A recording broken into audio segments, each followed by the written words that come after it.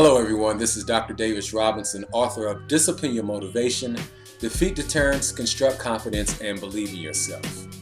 You know, early in January 2015, I set a goal for myself and I posted it on my video blog. And that goal was for me to do one blog per week. That would mean 52 video blogs by the end of December 31st. Needless to say, I didn't meet my mark. Why? Because sometimes life happens. Sometimes things get in the way that could kind of deter you.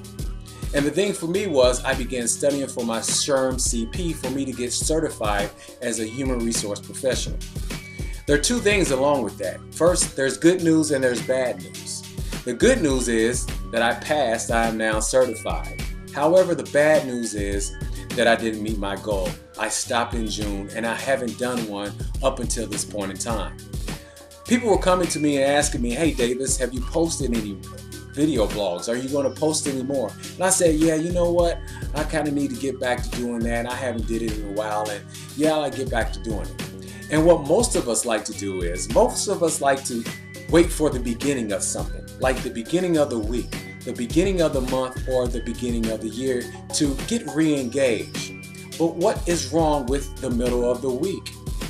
Each of us, we wake up every single day and that is our beginning. And that is the reason why I decided that today, on Wednesday, the middle of the week, to get re-engaged. See, a lot of us get impacted by the fizzle factor. If you think about it, when you open up a fresh can of pop and you pop that top open, you hear the fizz. And when you taste it, you taste the fizz. And if you leave it out long enough, the fizz is no longer there and it fizzles out. And sometimes that same thing happens to us. We lose our fizz and we become part of the fizzle factor. But you know what? There's two lessons that I learned from here. First of all, if it is something that is worthwhile, something that is relevant, and something that is valuable to you and your life, you know what? You're not a quitter.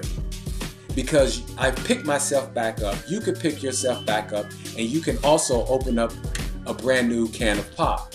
And the other thing is that acknowledge it.